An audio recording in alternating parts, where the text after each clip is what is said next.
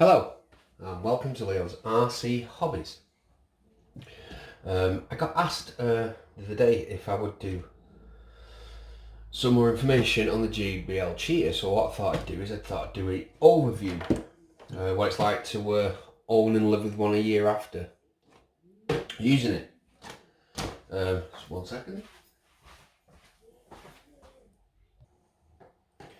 So I've had this over a year now. This is not the original shell, I'll get that in a minute.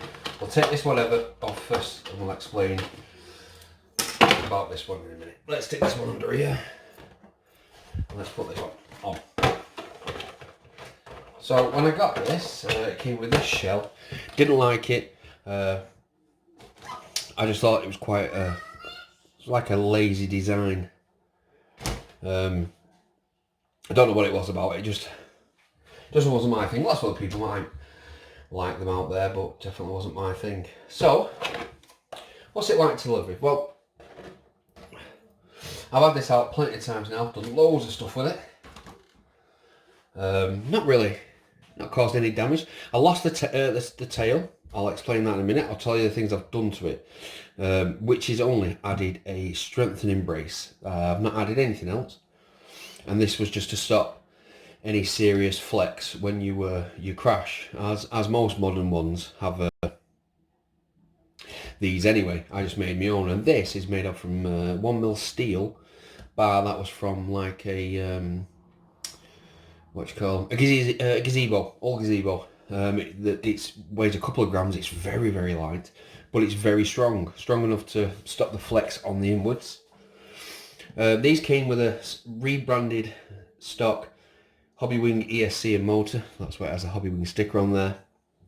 But problems you can get with them. People have problems with the diffs blowing, breaking the arms. The spoiler is the most common thing. I've not had any problems with my diffs. I've not broken any arms. I've seen people crash them fairly badly, and this pin here has come straight out of this. The arms themselves have not broke, but this pin's come out. You can put the pin back in, it does bend them, you can straighten them out. The parts are really cheap. It was just under 300 quid when I bought it new. Some people don't like them, some people do. I love it. I've had absolute great fun with it. Never had any problems. I've never had any problems with the ESC or the motor. Now this is a 3S stock. It will take a 4S. 3S, it's silly fast. With a 4S, it's insanely fast. Now, a few people don't like it because they like they say, they damage them and they break them. But any vehicle you're going to use for bashing, is going to break, even if it's expensive. Now, don't get me wrong, Traxxas and Arm and all that are way more expensive than these. They're a lot tougher than these, but they also cost a lot more money to fix. Where the parts on these are really cheap. The most expensive thing is the ESC motor, with it being a Hobbywing. It's like 150 quid. But wheels are about 30 quid, shells are like 20, chassis around about 15 to 20 quid, bottom arms are like 7 quid a pair. You can get aluminium ones. I wouldn't bother with aluminium ones if you're going to use it for bashing, but I don't get the point. You do want that little bit of give with the plastic. No problems with my diffs, nothing. Even the steering servo, all works fine still, and I have given it a good idea. Now, don't get me wrong, I don't drive these like some people out there. I mean, I've seen lots of reviews. I think Kevin Talbot did a review on one of these, and he thought it's stupidly quick. He had great fun with it, and he did break it because he did send it to the moon like he does. But I don't drive mine like that. Don't get me wrong. I do jumps. I've jumped this at over 10 feet and landed it nice and straight. Landed it bad once upside down, and it bent the centre drive shaft, but I straightened that out. But I've just not really, like I say, had any problems. The first problem was me is the first time I took it out, I rolled it and I cracked the spoiler off the back. These are well known for breaking off practically straight away. That's the biggest complaint that people had. Now with me, I cut mine off anyway because of this shell. I wanted a better looking shell, and I got this Order 50 cheap pickup truck shell. It was about 13 quid off eBay. The reason there's tape in there, I always put some duct tape in just to strengthen up the front and the back and the sides. But I found that this, all I did was cut out the front, a little bit there, and I cut out a little bit at the back, I added a spoiler and it fits straight on. That's nice as it is from the side, it looks spot on. I painted, the wheels were black, but after about oh, it was only last month I painted them. I got bored of them being black, I painted them red to match the shell, and I think it looks a lot better. It still goes like stink. I've had no problems with the controller. I've not stripped any gears, or any pinion gears, or any pinion gears. It's been absolutely fine. Like I say, some people, it all depends on how you treat them. Now, I would class this as a soft basher. It's not a hardcore one, because you are going to break it, you are going to bend the chassis. But if you're one of these people who are capable of landing it when you do these nice jumps and you land it flat, it's going to survive and it's going to be fine. If it's landing on its nose or its back end constantly at really heights, you are going to bend the chassis and break bits or snap the arms. But that's why I class it as a soft bash. It's I've took it on the skate park and done some fantastic jumps with it. No problems, landed great. But I love this on these dusty, really dusty roads that have got the nice little ruts in. Does the rooster tails, some really nice sweeping slow motion shots for doing jumps. The suspension is still absolutely fantastic on it, nice and soft, oil filled shocks. Another problem people do have, I've not had it yet, is the spacers for the spacers there for the shocks do bend when they're crashing quite badly, but up to yet, I've been lucky enough not to crash it bad enough to bend them.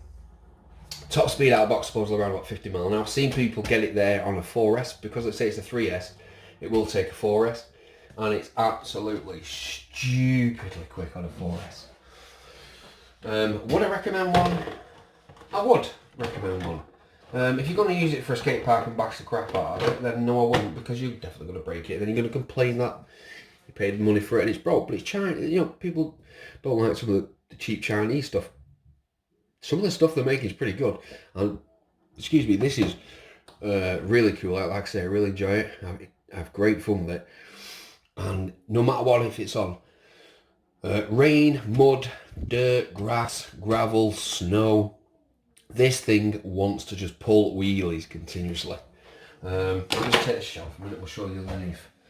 You see underneath, I'll do it that way. Doesn't really represent much, but the chassis is still perfectly straight. There is no kinks or bends in it. The only reason I've got this tape on it, it's a very thick tape for back of bumpers to protect from being scratched. It's just covering the screws so they don't get completely wiped out when I'm using it. Like I say, it's like just under 300 quid. I bought it new. You can pick these up now second hand for around about 100 quid. And they were great. They were great. They're a great truck. You know, they are Centum money, and you know, the Centum is the better truck because it's tougher. But it all comes down to, I didn't know at the time that I could get hold of a Centum. I just saw one of these and wanted one of these, and that's what I got. But like I say, I'm really, really happy with it. Parts are easy to get hold of. You can get them all over Banggood. eBay now, so you can get them from, in England, some of the places you can get the parts now, which originally was practically all from Banggood. And obviously they would take a while to get it, but there's plenty of parts, full chassis, arms, gearing, bearings. You can buy everything for it. Multiple different types of shells, different types of style wheels. You can get some wheels like a tractor sand paddle style one. A few people complain they're just holding no grip on grass or anything gravel. I love these ones. These really do grip on everything, and you know, the ESC and all that, it's all waterproof for the motor. This thing is a really great little truck. It's one of the most expensive ones I bought when I got back into RCing, and I really do love it, and it's a great truck. And like I say, after 12 months, like I say, some people complain because there's a knackered, but I've done all sorts with this, and it still runs. It still runs fine. It still runs like it did out of the box. There is nothing bent. There is nothing out of shape. It's got a few scratches on the roof for the new shell, but the shell's nice and soft, and when I flip it, it gives it a little bit more cushion than a hard shell, a harder shell, which can be a little more brittle. With it being so cheap, as you can see, it's quite soft, so it takes the bumps. You would have seen, if you've watched my videos, you'll see me, I've took it to a skate park, I've took it out on other places, and I've given it a good leathering, and it comes back fine. The 3S battery that you got in it, I've still got. I remember I used it, what is it, last month. I took this out for the first time in about 6 months. Tested the 3 cell. It was still on charge in storage mode. It was still on 3.8 per cell. So I was well happy with that. That meant it was a happy battery. But if you're ever thinking of getting something cheap, you can't afford the name brand stuff, don't get me wrong, I'm not a brand bashing. I like every brand going. The way I see it, if it brings you happiness, doesn't matter what it is. But if you're looking for something a bit cheaper, cheaper to repair, I would recommend one. Like I say though, just treat it as a soft basher, not a hardcore basher. And I think you'll be alright. But I hope you found this insightful and interesting. It was just like a quick video about what it's like to own one. But thank you very much for watching. Please subscribe. Everybody stay safe. Bye.